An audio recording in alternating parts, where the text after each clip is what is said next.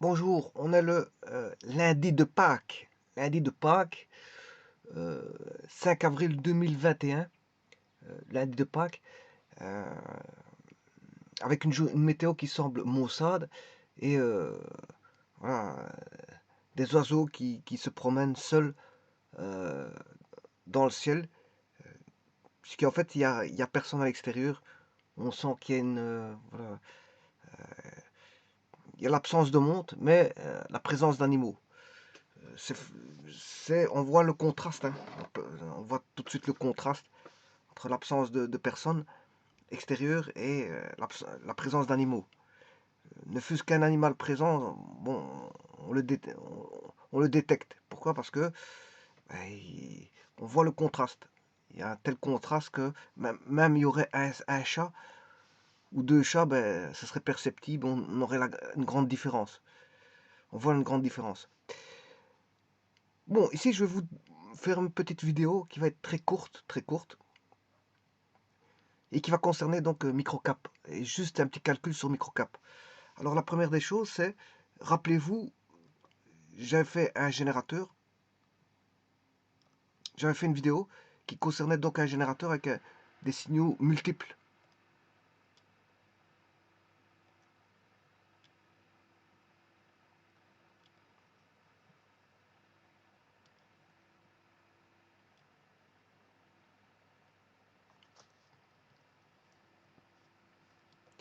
Et ça allait sur un condensateur.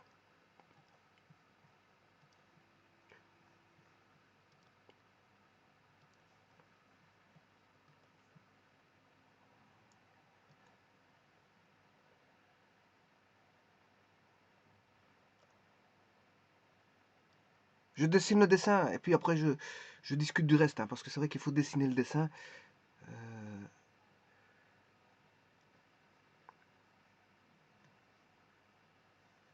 J'en ai pour quelques, juste une petite minute.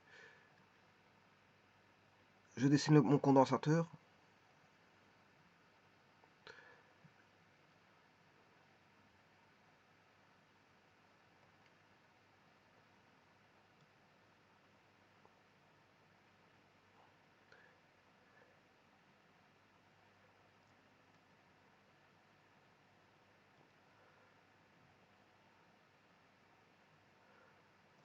Je vais enlever le superflu.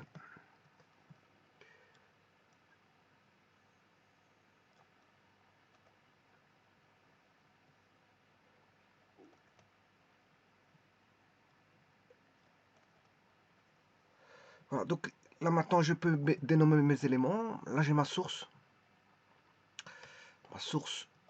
E de T,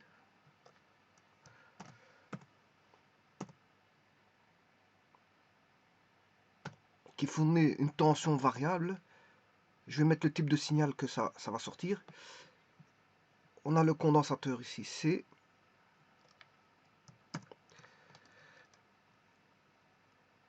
Et on avait un signal d'entrée qui était sorti du générateur en fonction du temps.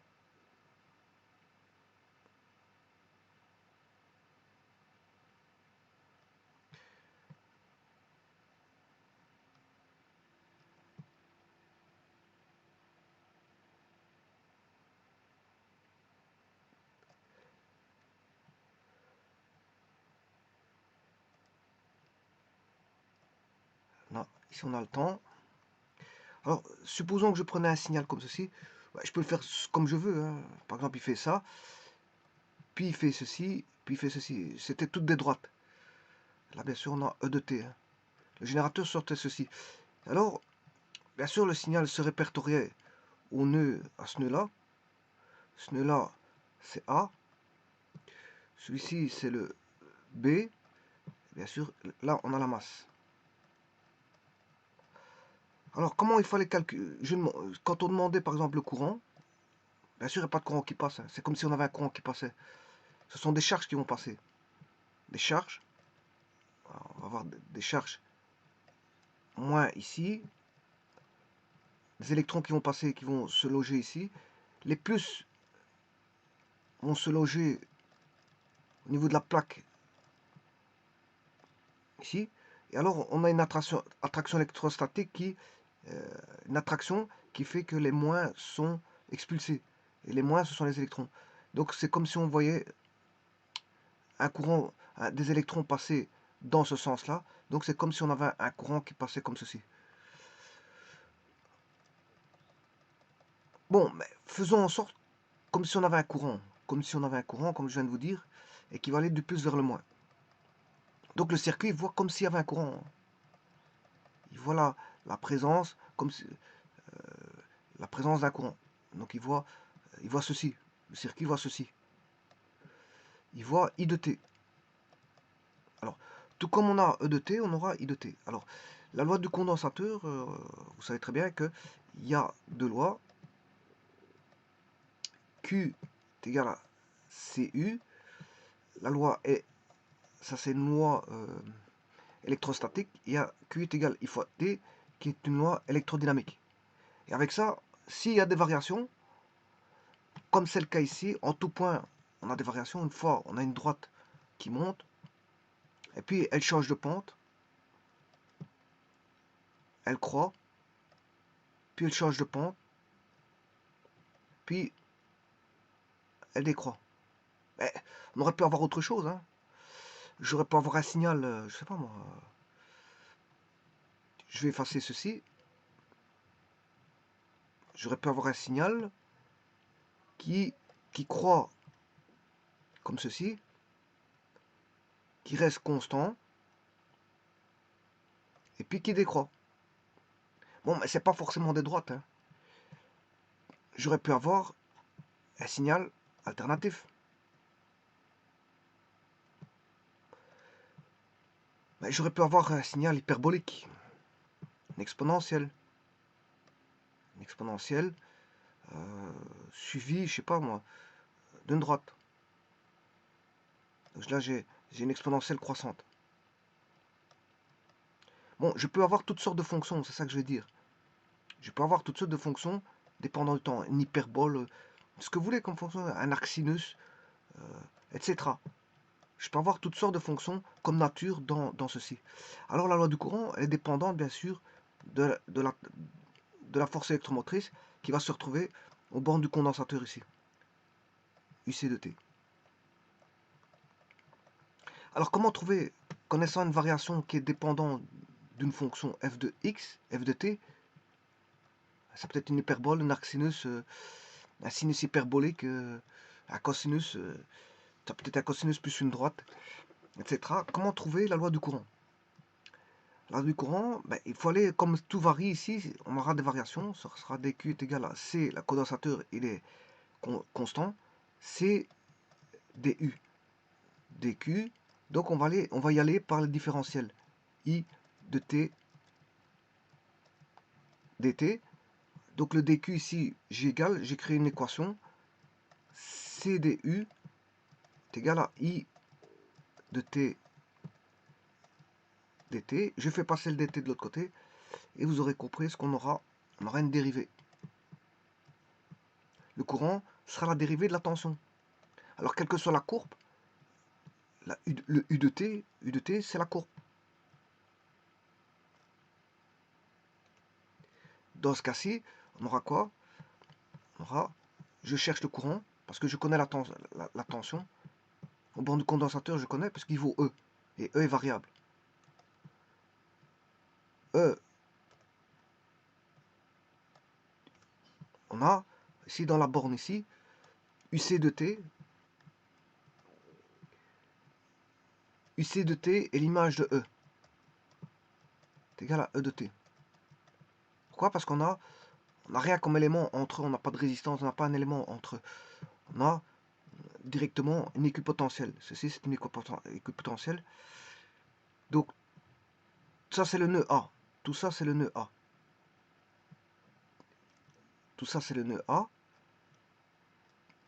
Et au nœud A, la tension vaut E de t. Mais E de t, c'est aussi UC de t, parce qu'ici, on a la masse.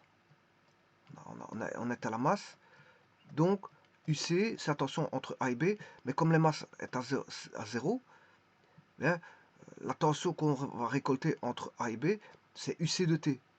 Et UC de t, ça vaut E. Donc, le I de t, que vaudra le I de t? Ben, le I de t, il suffit de faire passer le dt dans le membre de gauche. Donc on aura ce CDU, CDU de t sur dt. Ce qui veut dire que là, on a la dérivée de UC. Donc le courant est égal à condensateur, capacité, fois la dérivée de U' qui vaut bien sûr E. Dans ce cas-ci, il vaut E. Il suffit de dériver U'. Et vous faites fois C et vous avez la loi du courant.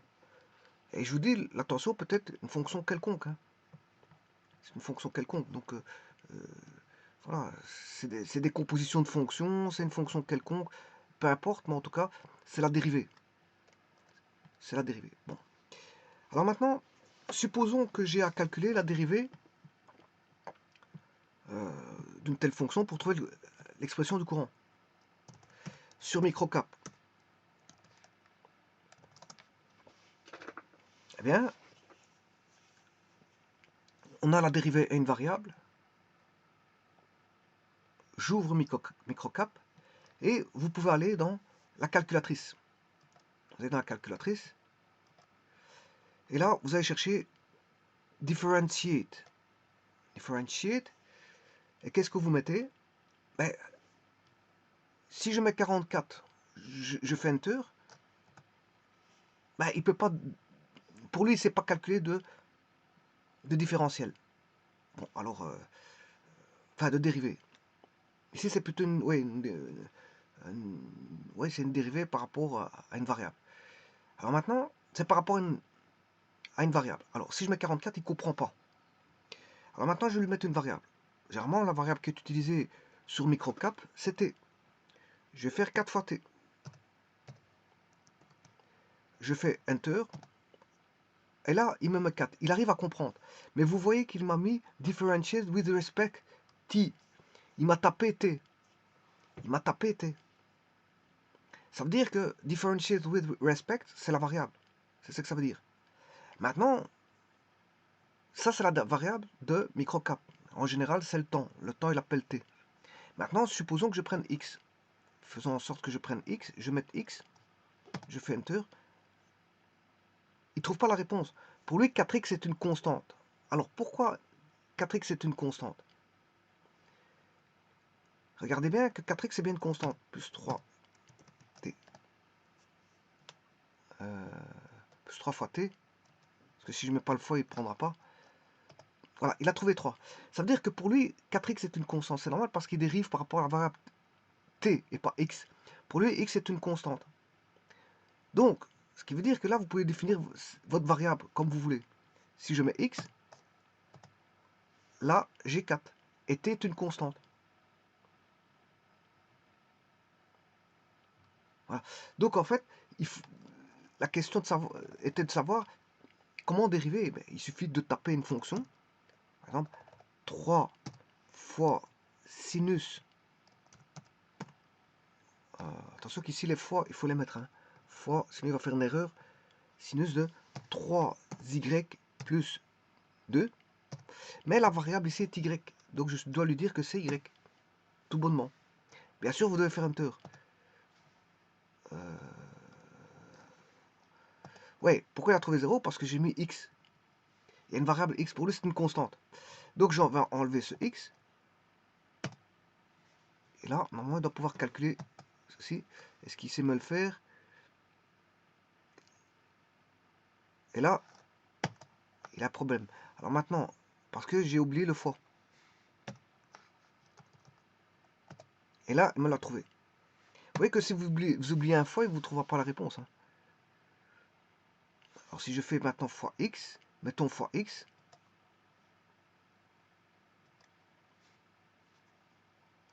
Fois x. Fois... Ah, ici il a quand même le x, il considère comme une constante, c'est bien juste. Donc tout est juste. Il calcule par rapport à y. Alors, par contre, tout est bon. Ouais, ouais, je calculais la dérivée par rapport à x de 3x sinus 3y.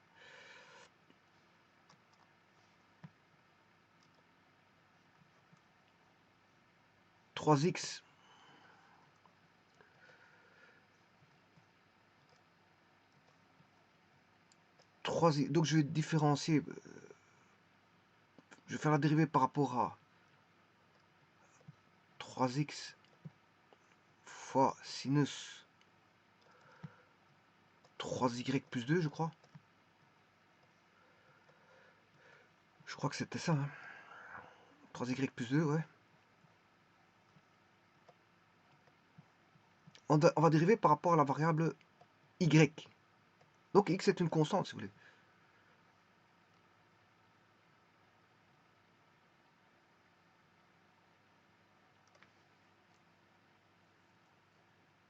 Je dirais même que c'est une dérivée partielle, hein, parce qu'il y a deux variables. Donc à ce moment-là, c'est une dérivée partielle. Je vais dériver par rapport à ce moment, je dois mettre des delta. C'est plus des d, hein, mais des delta. Dérivée partielle par rapport à la variable y. Parce que, pourquoi partiellement? Parce que je vais dériver uniquement par rapport à y. Uniquement par rapport à y.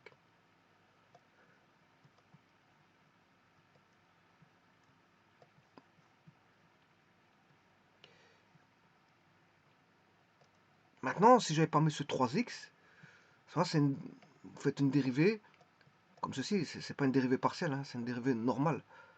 Voilà, là, vous dérivez 3 sinus 3y plus 2. Donc il sait faire les dérivées partielles apparemment. Il sait faire les dérivées partielles, hein. Là, il va trouver que ça fait... Bon, là, je vais déjà faire celui-ci. La 3, il sort du sin dérivé. Et on va dériver de sin, c'est cos.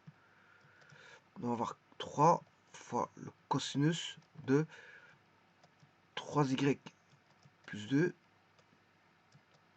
Et puis, il faut qu'on fasse la dérivée. Parce que c'est une dérivée de... C'est une fonction de fonction, hein. On a... C'est Géron x. Géron f, je m'excuse. Géron f. Donc on a une fonction dans une fonction. On a 3y plus 2 qui est une droite dans une fonction sinus. On a composé une fonction, on a mis dans composé une droite, on la met dans la fonction sinus. Voilà, donc il faut dériver la droite qui vaut dérivée de 3y plus 2, ça qui fait 3. Et la dérivée du sinus, c'est cosinus.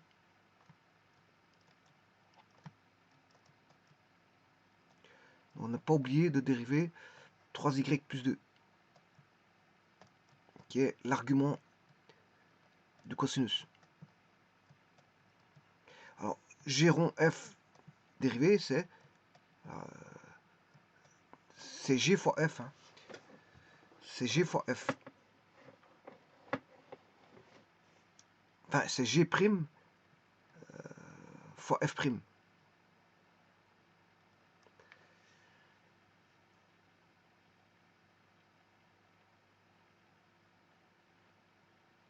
C'est g' fois f'.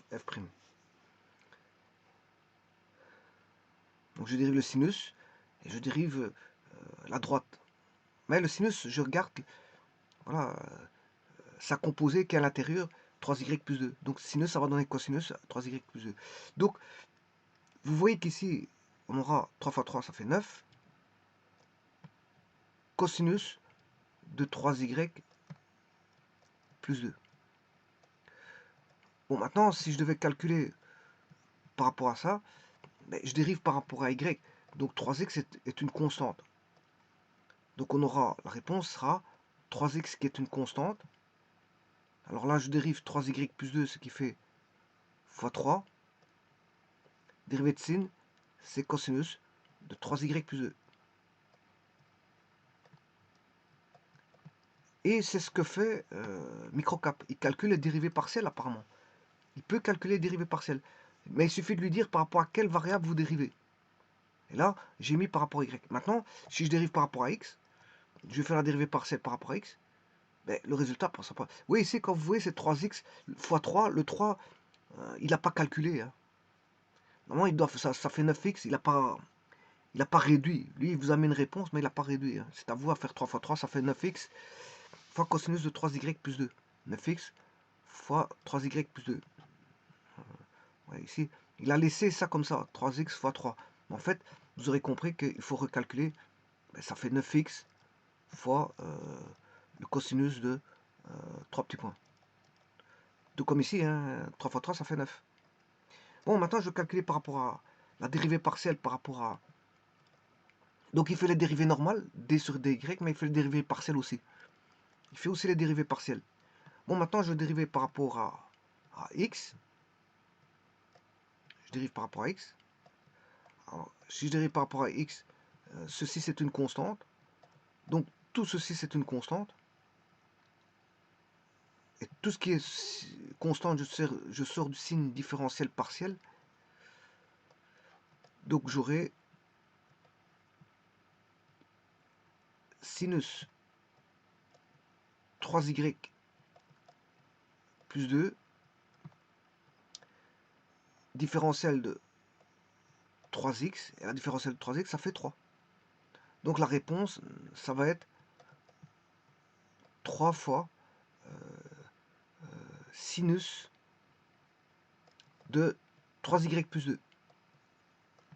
Donc ça dépend par rapport à quoi vous calculez. Mais en tout cas, Microcap calcule les différentiels partiels. Hein. Il les calcule. Hein. Microcap calcule les différentiels partiels. Des moments où il vous garde la variable comme une constante, celle qu'on ne touche pas, celle pour laquelle on ne différencie pas. Par exemple, le x dans ce cas-ci, si je calcule par rapport à y, le x est constante, et il vous garde le x. Maintenant, vous allez voir qu'est-ce que je vais faire. Je vais faire par rapport je vais dériver par rapport à x, donc la variable c'est x et la constante c'est y. Donc maintenant je vais dériver sur microcap par rapport à x.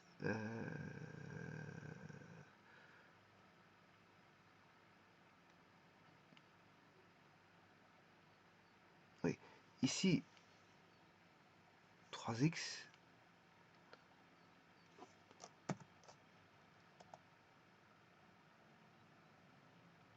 Ah non, justement, il ne calcule pas le différentiel partiel. Non, justement. Non, parce que je lui mette x ou y, il met toujours le même... Je vais regarder. Donc 3 fois sinus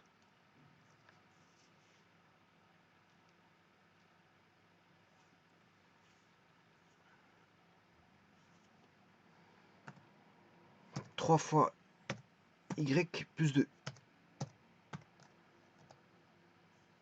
Donc là, je dérive par rapport... je vais mettre un x. Je dérive par rapport à y. Donc, dériver par rapport à y, ça fait un sinus, et on a bien un 3x. Maintenant, je vais dériver par rapport à x. Voilà, il calcule les dérivées partielles. C'est bien juste. Il calcule les dérivées partielles. Il calcule les dérivées partielles. Parce que ça, c'est bien le résultat de la dérivée partielle, c'est 3 sinus. Il a laissé... Donc, microcap calcule les dérivées, les différentiels partiels. Comme il dérive les d sur dx ou d sur dy, hein, le grand D. Bon, maintenant, si vous avez qu'une seule variable, lui, il sait le faire, ça, c'est pas un problème. Regardez, bon, je vais prendre sinus hyperbolique de 3x. Bon, ça, il n'y a qu'une seule variable. Attention que c'est fois x. Hein. Voilà, cosinus hyperbolique de 3x fois 3. Donc, il calcule les dérivées aussi bien normales que les dérivées partielles. Il calcule les deux. Et donc, maintenant, pour vous dire que si vous voulez la loi du courant, du condensateur ici, vous faites les dérivées des fonctions. Il suffit de décortiquer la fonction que vous avez au départ. Je sais pas moi, si au départ E de t fait une allure comme ceci, jusqu'à un certain point, que je vais appeler T1, puis elle fait ceci, et puis elle fait ceci, et puis elle fait ceci. Alors, par exemple, eh bien, ça c'est des formes de tension, E de t,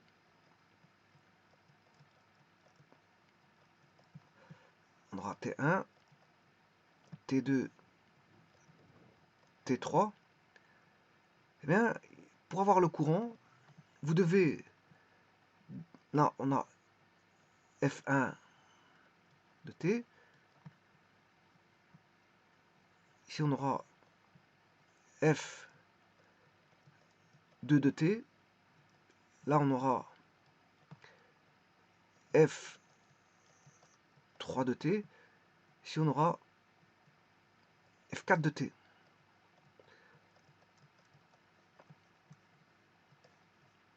Eh bien, il suffit pour avoir le courant, pour avoir la loi du courant,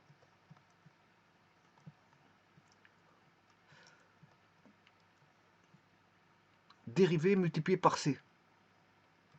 Dériver toutes ces fonctions, décortiquer chacune des fonctions, calculer f',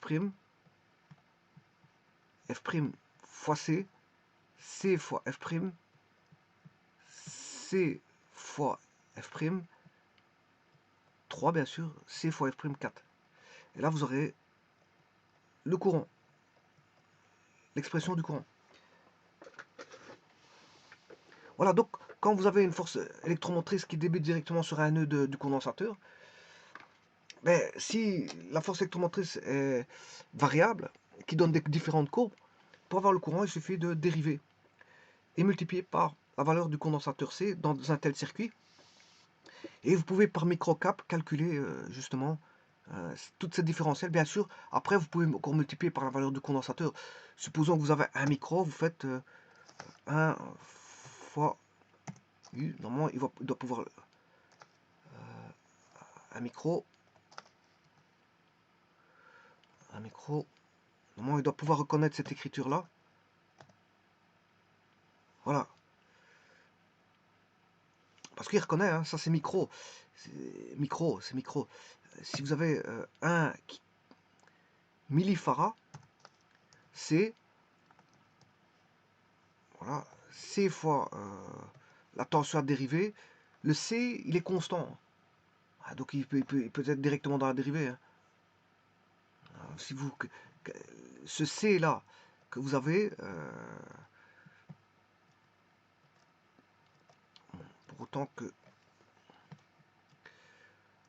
je vais créer une nouvelle page, dire que donc on a ce qu'on connaît, c'est UC de T via E de T. UC de T, UC de T est égal à E de T qui est une fonction, peu importe, hein, variable, peut-être même négative, hein, pourquoi pas, peut-être négative en fonction du temps.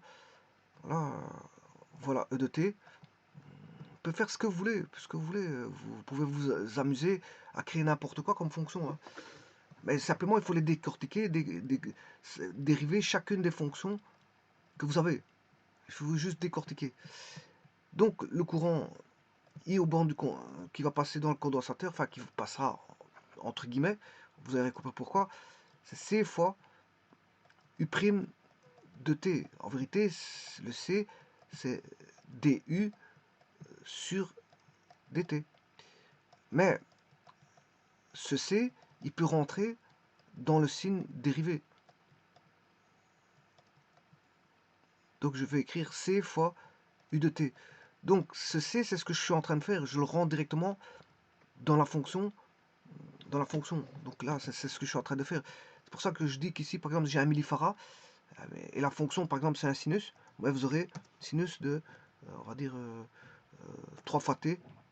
3 fois T. Voilà. Je vais mettre 3 fois Z. 3 fois Z. Malheureusement, il faut que je mette ici Z. Voilà. Donc, on a bien le fameux condensateur qui est là-bas, hein, 0,001 milli. 0,01 milli. Voilà. Et Z, c'est le T. Hein. Je considérais ici que Z, c'est le temps. Voilà comment calculer des dérivées partielles ou des dérivées tout court. Si vous voulez dériver une dérivée partielle, vous savez le faire ici avec microcap.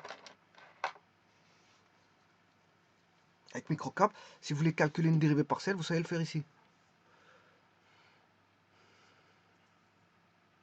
Alors, je vous rappelle que la calculatrice, je l'ai trouvée Calculator. vous l'avez aussi, si vous faites analyse transition, voilà. Ici, il n'y a rien, hein, donc c'est normal qu'il va me dire ça.